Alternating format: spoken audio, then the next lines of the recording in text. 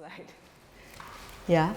So I visited Documenta 15 1 week before of its closing and found there were so many people visiting the show, forming long queues in front of exhibition venues like this. And then I was not able to see the Tarimpa did substantial solo show like presentation in the Hallenbad Ost because of this situation. If I had waited here, I would have like 2 hours. It will take 2 hours. So I gave up to go there, but people were really enjoying the Documenta 15. Like, this is a musical performance in front of the Friedrichsmuseum. And then the next one is a performance.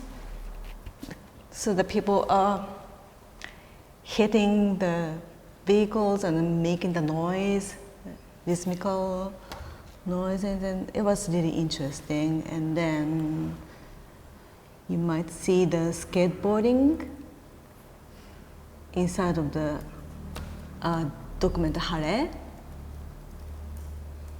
And then also there are so many benches and cafes like living rooms throughout the venues. And so this is a kind of community space for people by collaboration of many art collectives. And then you might have visited the Cinema Caravan and Takashi Kuribayashi's steam sauna. And people are having the DJ party here with a bottle of beer. It was really interesting. And then also, I was really surprised by the babies' space and then also the children's space, where the children are really running around, cheering. And I'm so surprised this is Documenta. Yeah, so every time I visited Documenta, I found a very, very serious one, especially the 2070s one was super serious. So I'm really mind-blown. It was really mind-blowing. And yeah, so what I felt there was the sense of openness, euphoric atmosphere. And it was great to see that many of the exhibits were rooted from activities of community building. Those are a few examples. Wajuku Art Project is from a slum in Nairobi.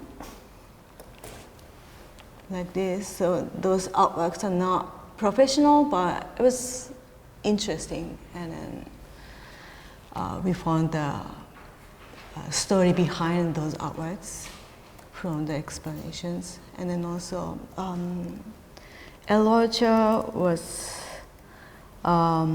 studied from Medina of Tunisia, creating furniture with local people by collaborative process using materials in surroundings in town and facilitating conversations between participants. Like this, it was really interesting. And then also the Brit Art Trust is from Dhaka, which is an attempt of understanding the turbulent socio-political situation in Bangladesh. And the first work from Pacific Islands is for LGBTQ plus community. And then also the project artworks from the UK is for people who are living and working in neurodiverse ways. So those artistic activities were produced by the people who really need it, which is the art to survive in the difficulties in the world today. So I was really impressed and energized and encouraged. So today I'd like to share my point of view, which is community and art and artistic movement or artistic genre in Japan. I was working on the field in the near past. And we often heard the following criticisms. Documenta 15 was nothing new. So those are the quotes from the podcast, the Week in Art, the Art Newspapers podcast. The personality Ben Luke and Jane Morris, the editor at large, had a conversation like this. This idea of social practice, that art is a social activity, is not a new one. Or they were definite with the 70s and the 60s in many places around the show. And then I would say I didn't find it as intellectually dense and stimulating as the 2017 one, but it's definitely got some energy, stuff like that. So it was really interesting, and these discourses remind me of a Japanese word, chiki art, translated as locality art or community art. The naming itself also has generated a debate, and it's going to be long if I talked about the debate. So today let me use community and art as a milder word. In short, community and art is the artwork or art project in which an artist or artist group collaborate with community residents to create something or simply do something. The history of community and art can date back 1950s or 60s, but the phenomenon gathered attention when Fujita Naoya, a critic, published a text, Zombies of the Avant-Garde, the problems with locality art, in which Fujita focused on regional art festivals such as Ichigo Tsumari Art Triennial, Aichi Triennial, and Yokohama Triennial. Those regional art festivals have spread the beginning of 21st century, and we have around 100 festivals throughout the country now. And this is a quote from Fujita Naoya's text. So 68 style art practices are getting sucked into Japan's countryside, oozing blood and guts. Zombies of the avant-garde are falling to pieces in rural rice fields. And I share some of his concerns about the way art is treated in regional art festivals in the name of regional revitalization. But on the other hand, it was kind of problematic that all regional art festivals, art projects, and other artistic activities outside of art museums were lumped together. And then also note that Fujita brings up the year 1968. This and the fact that the exhibit at Documenta 15 are described as reminiscent of the 1960s and 1970s kind of same, very equivalent, I would say. So those discourses have the idea that art must progress.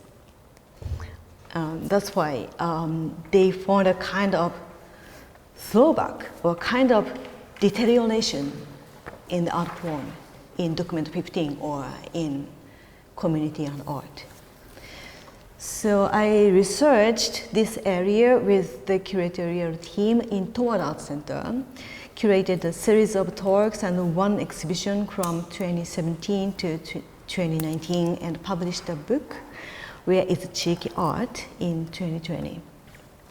For the talk, we invited people who have organized art projects outside of art museums, such as Koike Kazuko, founder of Sagacho Exhibit Space, said to be the first alternative space for contemporary art in Japan, and Hibino Katsuhiko, who has been developing art projects involving the general public throughout Japan since the 1980s.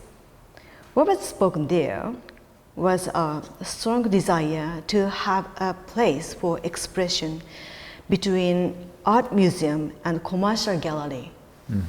That is something between the public institution, the public education system, and the market system.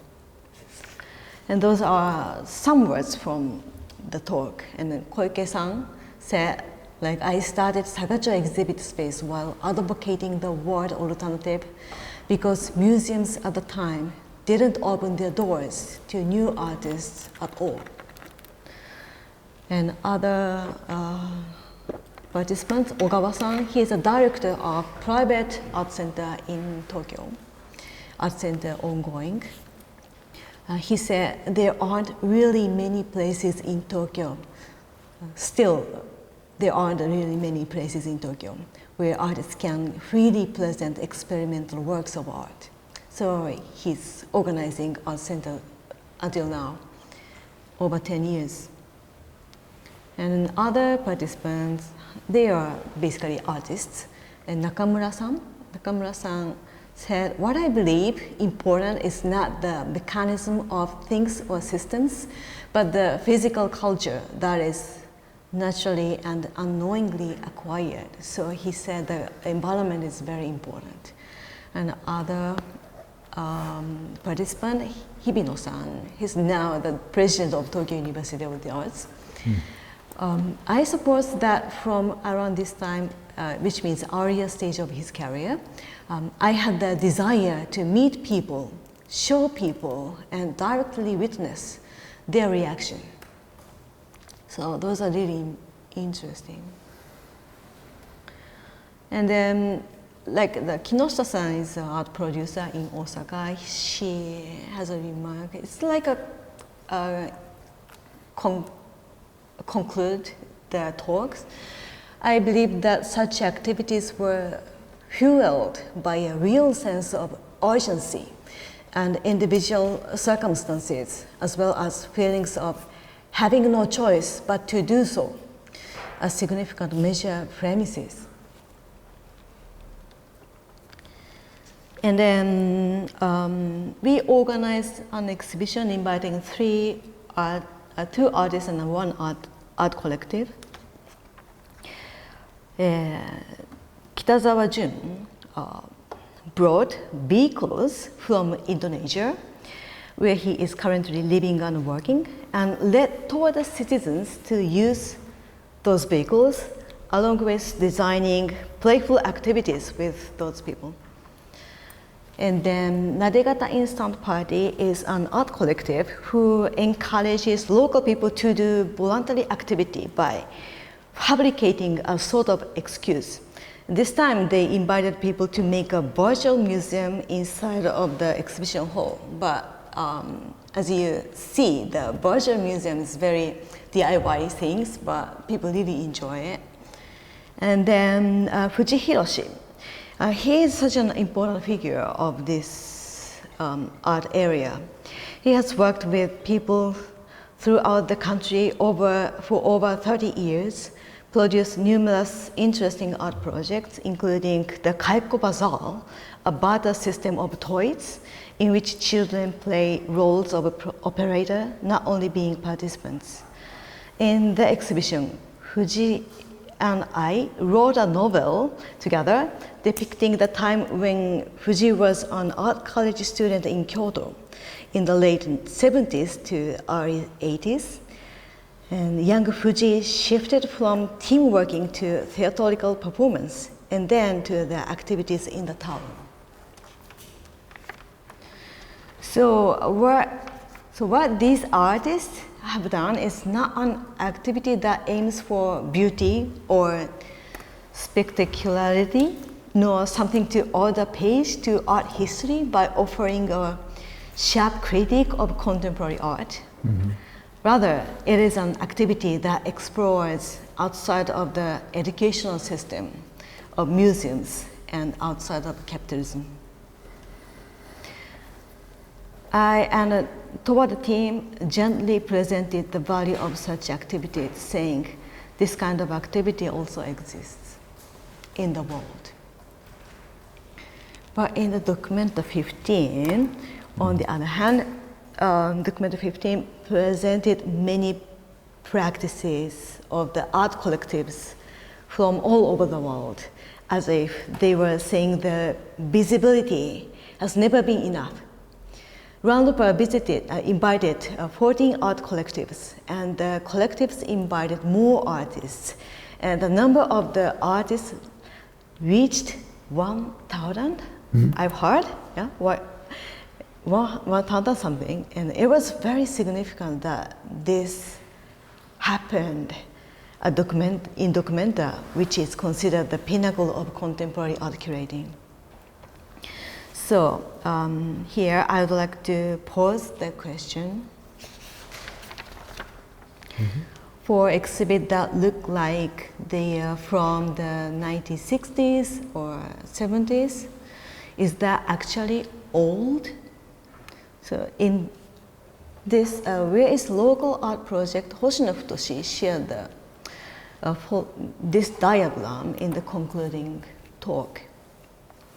The community on art we have been discussing, says Hoshino, has local, regional, and site-specific aspects. Its opposite concepts are global, and then universal and portable, respectively. And then the quality of global and universal and portable, the quality that have been valued in the modernism. So, is community on art considered to be something belong to pre-modern? But we put the question, he put the question mark just after the pre-modern.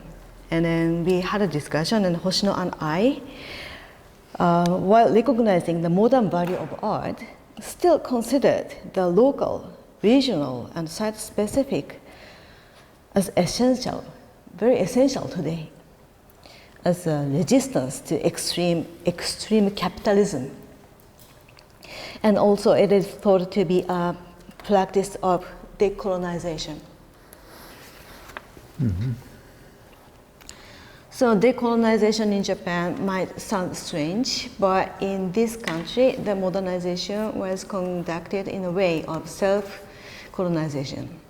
Especially in the cultural and artistic spheres, it has created a situation in which the indigenous culture and long existed sense of beauty have been pushed aside. So in the Where is Cheeky Art book, I talked about my hypothesis that community on art may have been accepted and loved as a way for people who have been damaged by Japan's self-colonization process to take art back into their own hands. So, in the conclusion, considering the reality of various places around the world, I feel that the idea that art must progress in a straight line is a one-sided view from a mainstream art history. Of course, every human being can only see things from where they stand. In that sense, it might be better for us to view art history as something flowing backwards. So since we live in a world with many kinds of modernization, many kinds of colonization and decolonization, I think it is necessary to have the sensitivity to face and try to read various realities and to improve our sensitivity. So the Documenta 15 emphasized that aspect. So this is my viewpoint. Thank you.